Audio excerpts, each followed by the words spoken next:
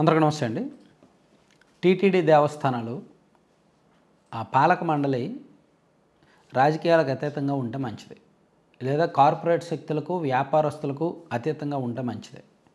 కానీ ఎందుకో అక్కడ రాజకీయ నిరుద్యోగులకు అదొక వేదిక కావడం, ఎమ్మెల్యే సీట్ రాని వాళ్ళకో లేదంటే ఎమ్మెల్యేగా గెలిచి ఎటువంటి పదవి రాని వాళ్ళకో అందులో పదవులు ఇవ్వడం వలన వాళ్ళు ఎమ్మెల్యేలుగా సంపాదించుకోవాల్సింది లేదా మంత్రులుగా సంపాదించుకోవాల్సింది టీటీడీ బోర్డుల్లోకి వెళ్ళి సంపాదన మీద దృష్టి పెడుతున్నారు. గడిచిన కొంతకాలంగా టీటీడీలో అవినీతి పెరగడానికి మూల కారణం ఇదేనేమో అనిపిస్తుంది.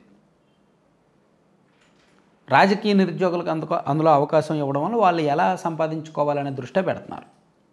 అందుకే టీటీడీలో అవినీతి జరుగుతోంది, పెరుగుతుంది. ఆ పార్టీ ఈ పార్టీకి సంబంధం లేకుండా జరుగుతుంది. వైసీపీ అధికారంలో ఉన్నప్పుడు మరింత భ్రష్టు పట్టింది, దారుణంగా జరిగింది. ఈవెన్ టీడీపీ అధికారంలో ఉన్నప్పుడు కూడా కొన్ని జరుగుతున్నాయి.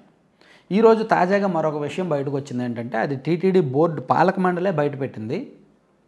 గత 10 సంవత్సరాలుగా టీటీడీకి సాల్వాలు సప్లై చేశారు కదా, ఒక సంస్థ సాల్వాలు సప్లై చేసే కాంట్రాక్ట్ తీసుకుందంట. దాదాపుగా 10 సంవత్సరాలుగా 54 కోట్ల విలువైన సాల్వాలు సప్లై చేశారంట వాళ్ళు. నిజానికి ఆ సాల్వా మార్కెట్ విలువ 400 రూపాయల నుంచి 500 రూపాయలు మాత్రమే. కానీ టీటీడీ నుంచి వాళ్ళకి ఒక్కొక్క శాలువా నిమిత్తం 1334 రూపాయలు వాళ్ళకి ఇస్తున్నారు. 1334 రూపాయలు టీటీడీ నుంచి వాళ్ళకి పే చేస్తున్నారు. అదే శాలువా వాళ్ళు సప్లై చేస్తున్న అదే శాలువా బయట 400 రూపాయల నుంచి 500 ఉంటుంది. అదొకటి. అంటే ఒక్కొక్క శాలువా మీద సుమారుగా 900 రూపాయలు జేబులోకి వెళ్తుంది. ఇది ఒక తరహా స్కామ్ అయితే, ఆ శాలువాలో వాళ్ళు వాడుతున్న పట్టు ఒరిజినల్ కాదు, ఒరిజినల్ సిల్క్ కాదు, పాలిస్టర్. పట్టుకి పాలిస్టర్కి తేడా ఉంటుంది. పట్టు అంటే ప్యూర్ మల్బరీ నుంచి వస్తుంది.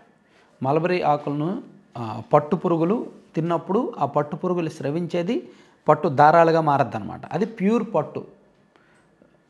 శాలువాలైనా చీరలైనా సరే, పట్టు చీరలైనా పట్టు శాలువాలైనా సరే దాంతోనే తయారు చేస్తారు. అది మార్కెట్లో కాస్ట్, సెరికల్చర్ డిపార్ట్మెంట్ ద్వారా దాన్ని అమ్ముతుంటారు. అది మార్కెట్లో కాస్ట్ ఉంటుంది. అదే రంగులో ఏదైతే పట్టు రంగు ఉందో అదే వర్ణంలోని పాలిస్టర్ క్లాత్ని తీసుకొచ్చి వీళ్ళు అది పట్టు శాలువా అని టీటీడీకి అమ్ముతున్నారంట. ఇది ఆ డిపార్ట్మెంట్ పరీక్షల్లో, సెరికల్చర్ డిపార్ట్మెంట్ వాళ్ళ పరీక్షల్లో అది బయటకు వచ్చింది. అసలు ఇది ఒరిజినల్ పట్టు కాదు, ఇది పాలిస్టర్ అని చెప్పి వాళ్ళు టీటీడీకి రిపోర్ట్ ఇచ్చారు. దాంతో టీటీడీ దాని మీద ఏసీబీ ఎంక్వైరీకి ఆదేశించింది.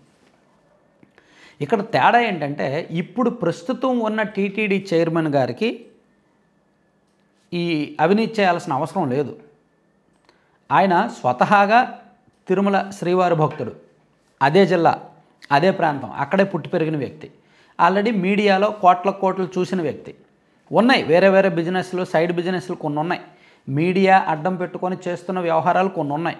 కానీ స్వామివారి విషయంలో, టీటీడీ విషయంలో ఒక్క రూపాయి కూడా తాకాల్సిన అవసరం ఆయనకు లేదు. అందుకే ఆయన సొంత కారే పెట్టుకొని ఆయన సొంత సిబ్బందితోనే ఆయన చైర్మన్గా విధులు నిర్వహిస్తున్నారు.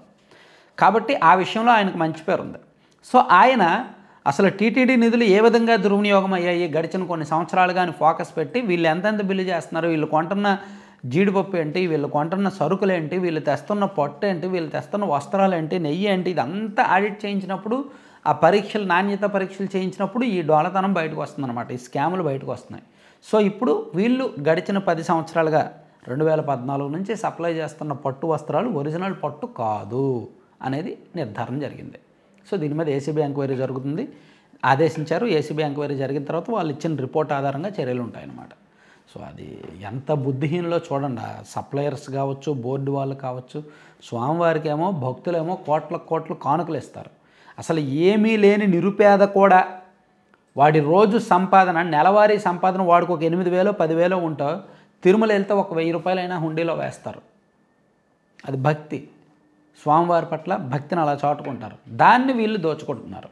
ఒకవైపు భక్తిని దోచుకోవడం, మరోవైపు పేదవాడి శ్రమను దోచుకోవడం, స్వామివారిని దోచుకోవడం, అలా ఎన్నో జరిగాయి అన్నమాట. సో ఇప్పుడు దాన్ని ఒక్కొక్కటి బయటకు తీస్తున్నారు. Thank you.